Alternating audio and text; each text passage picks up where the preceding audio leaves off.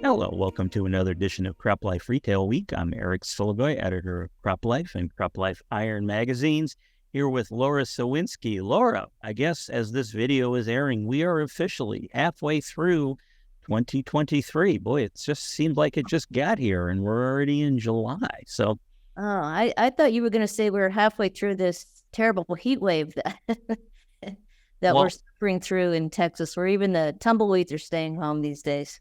I was going to say, I know you're dealing with heat, and I've heard about that. Here, of course, in the Midwest and in Northeast Ohio, we've had air quality issues from all the smoke from the Canadian wildfires. And I know yesterday it seemed like we had a fog in the area all day long. But actually, if you stepped outside and smelled the air, you could smell it was smoke. It was burnt smell, and it was very, very unpleasant. We are still having that issue here today, but yeah, I guess depending on how far south you are, the heat is the story. Triple digits, I guess, right? Yep. It's not as hot as Southern California, so it feels doable and survivable to me. But yeah, I'm looking for a little bit of a break, which we may get over 4th of July. So yeah, but no, I thought the smoke was over, and then yeah, obviously you guys are getting hit hard. So Yeah, I mean, considering how bad it was a little while ago, I mean, I guess I kind of figured, yeah, the worst was over. But I guess Canada's a pretty big place. They have a lot of grass and trees, and apparently, as dry as it's been, it's just creating conditions where wildfires are not only, if they get one under control, they get another two that start up, and it's creating, I mean, I'm just looking at it this way, perspective-wise. I mean, the smoke is bad here in Ohio from the fires up in Canada. I can't even imagine what it's like in Canada proper if you're only, maybe 100 miles away from this going on versus 1,000. I can't even imagine what those folks are dealing with there. So again, our hearts go out to anybody who may get our broadcasts in Canada and maybe watching this and dealing with the wildfires a little more directly than we are. So, yep, absolutely. all right. Well, let's share some news of the day. I think I will kick it off to you because basically this program is going to be a lot of updates on things we've talked about, but transportation and logistics, of course, has been your topic du jour as we've done this program. So you have an update, if you could share with our viewers. Yeah, I feel like I'm the reliable bearer of bad news these days. We have been talking, of course, about the ILWU longshoremen and negotiations with the PMA on the West Coast. And probably a couple, 3 weeks ago, I mentioned about the ILWU in Canada, likewise threatening to strike, which would affect major box ports up there, such as the Port of Vancouver, of course, in British Columbia, Port of Prince Rupert as well, both big gateways for Asia eastbound cargo coming into North America. So this news was posted June 28th. So the union representing the ILWU in Canada issued a 72-hour strike notice. They were threatening to walk off the job on Saturday. That would be on July 1st. Which is when this video will be airing. So the strike may be taking place in Canada by the time this video airs. Yeah.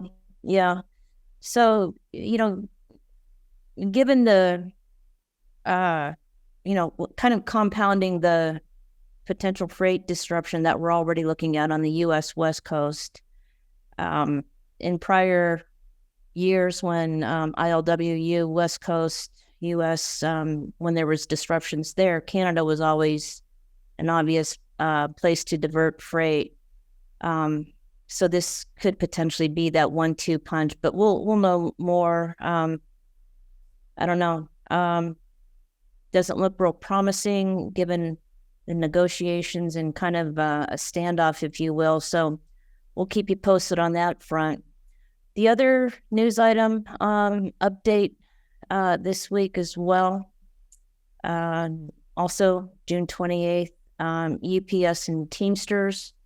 We mentioned that contract is due to expire August 1st. Thus far, the talks have yielded some progress, not on the pay front, but things such as air conditioning in the cabs of the trucks. I think specifically it's air conditioning in new trucks starting 2024, which actually kind of surprised me. Again, thinking from being outside in Texas these days is super, super hot, and I can't imagine how hot it must be, in a UPS box truck. So, in any case, there have been some progress on those talks, but the Teamsters are saying that they'll give UPS until Friday, June 30th again. Will air on July 1st. However, they said if we don't get some major concessions from UPS, a strike is imminent. That's what the Teamsters are threatening. So, just kind of reading more about this, if there were to be a UPS strike, I think the disruption, there's no way that FedEx and other parcel carriers could absorb all that. So anyway, we're keeping an eye on that as well.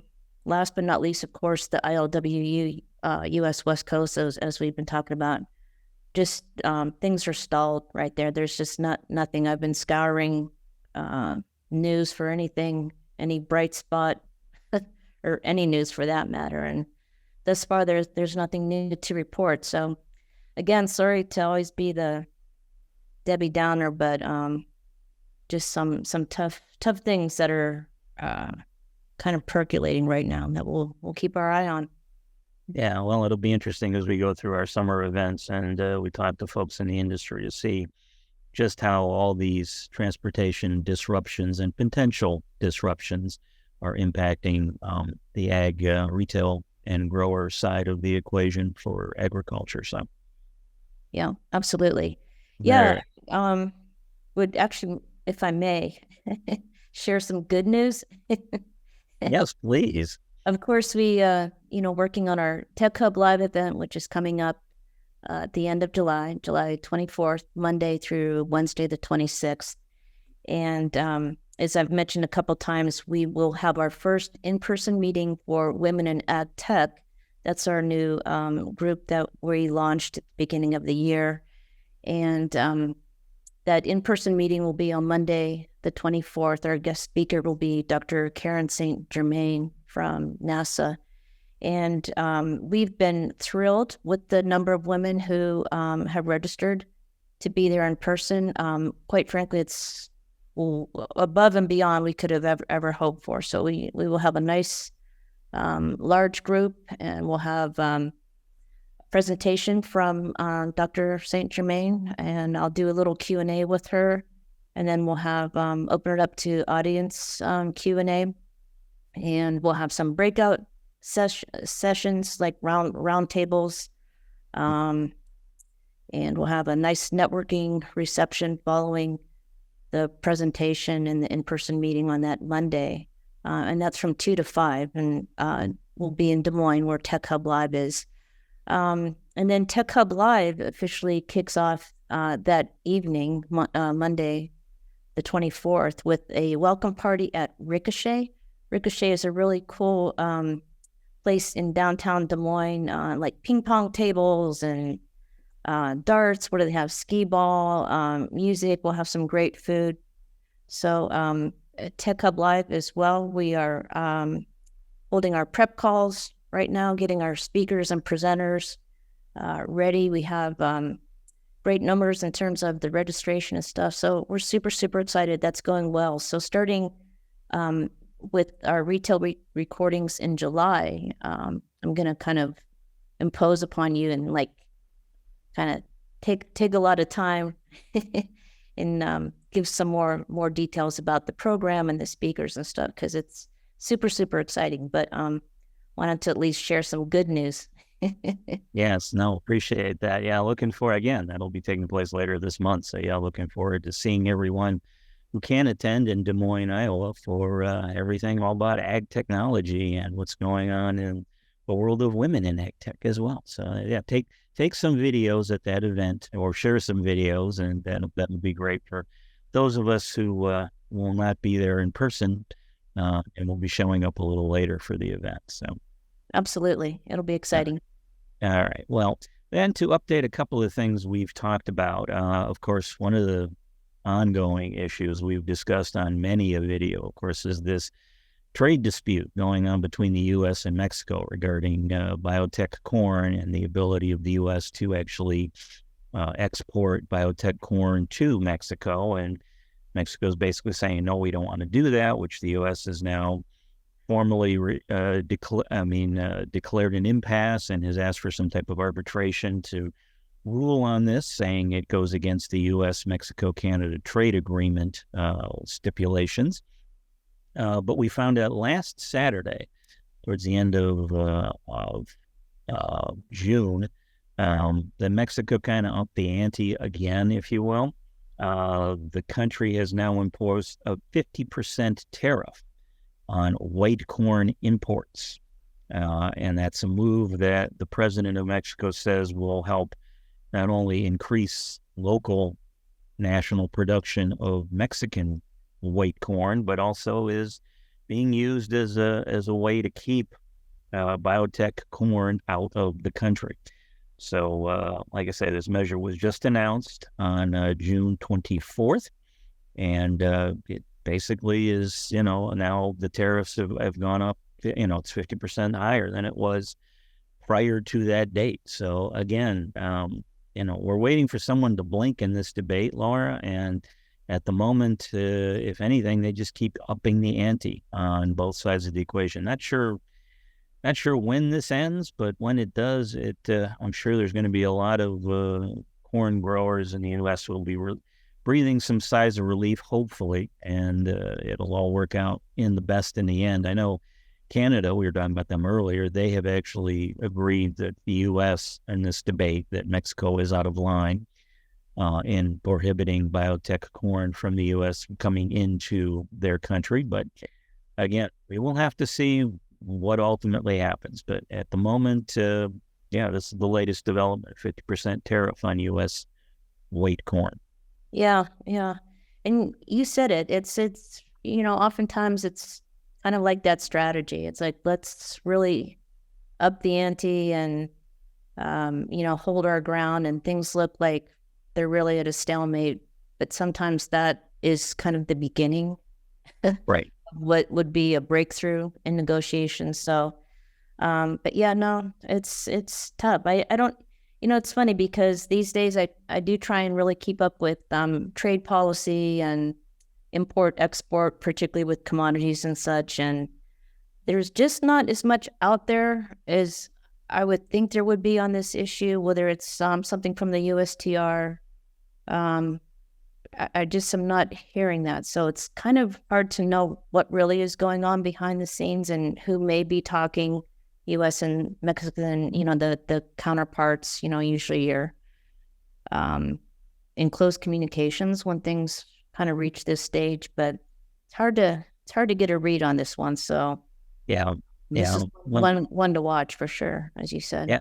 We'll keep following new developments as we get them here. So at Crop Life Retail Week. So, and one other thing to follow up on, I know a couple of weeks ago I mentioned the fact that there was there was a lawsuit filed, District Court of Northern California, regarding insecticide-coated seed.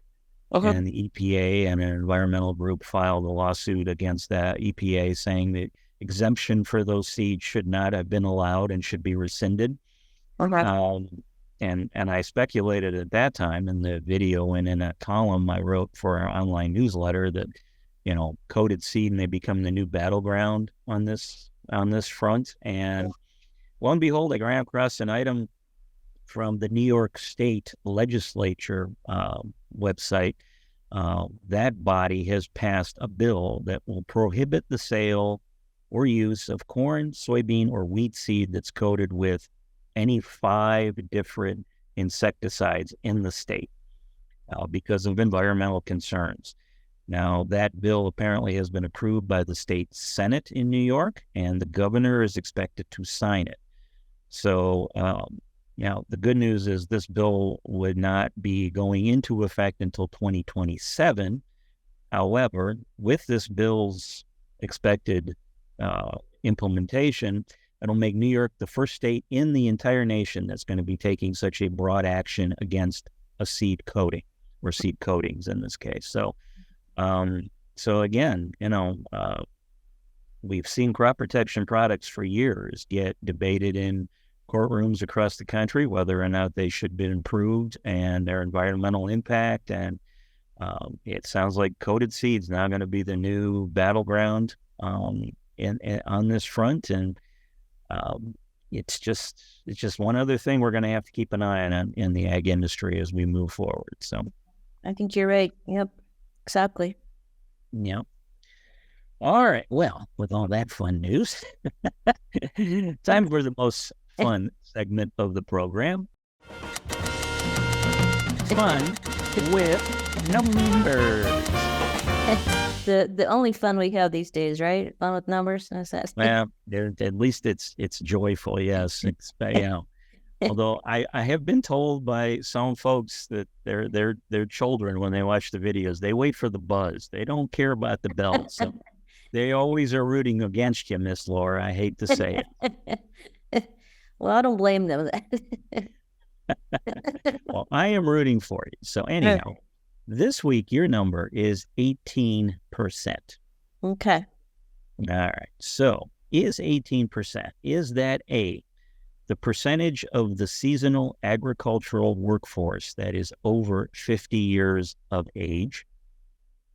Is it B, the percentage of workers at Simplot that will be eligible for retirement in 5 years? Is it C, the percentage of young workers and teenagers now employed in the workforce for 2023? Or is it D, the percentage of name badges I have that misspelled my name? And as evidence, I show you the name badge for the event I went to this week. As you can see, Sfiligos. So close. I thought I had a difficult last name, and it's not really, but folks always want to slip in an L in the pronunciation when there is none, but you take the cake, and it's got to be higher than 18%. So I know, I know it's not D. Well, yeah, it probably. I mean, again, I have a whole wall with nothing but misspelled name badges. But again, I've been doing this for 40 years, so as I've gotten a little better known in the industry and with electronic registration forms, which don't quite mix up letters like my handwriting does, it's gotten better. But yeah, it still does happen. So. This is a tough one. I'm going to go with A, the percentage in that workforce that's over 50. Oh, you get buzzed, my dear. No. Actually, believe it or not, that number of over 50 years old for seasonal workers, I'm told that's about a 50% mark. So it's about a half. Wow. Okay. So I'm really off. The correct answer is B. And also C. You had another one of these double shot chances. Yes, one of the speakers I heard this week was Troy Bolt from Simplot, and he mentioned that 18% of Simplot's current workforce will be eligible for retirement in 5 years. And, he was talking about the labor concerns. And along those lines, I heard on the radio driving in this morning that seasonal workers for summer jobs, that when the kids are out of school, those folks 18 and younger, usually they make 2-3% of the annual of the workforce for the summer jobs. But this year, because there's so many jobs to be had, and there were a lot of kids apparently looking for work, it's 18% is what the number is for 2023. So my son being one of the numbers. So kudos to him. All he does is complain. He works too hard and his days are long and he's tired when he gets home. And all I just keep saying is smiling at him and saying, welcome to my world. So. Well, that's good. Gee whiz. I I really blew it then. So Yeah, you had a 2 out of 3 chance. Again, I did really, that to you. I remember I did that to you earlier this year, and you picked the one wrong answer, the only one of the 4 that would have been incorrect. But that's all right. There's always next week. Maybe we'll have some Tech Hub trivia. We'll see. Yeah, let's do it. All right. Well, thanks for joining us, everyone, for Crop Life Retail Week. I'm Eric Sfiligoj on behalf of myself and everyone here. Thanks for joining us. Have a great week. If you have questions or comments about today's episode of Retail Week, contact us by email or Twitter, or type your message in the comments section below. Your feedback is important to us. We will try our best to address your thoughts in next week's episode, and be sure to subscribe to our YouTube channel.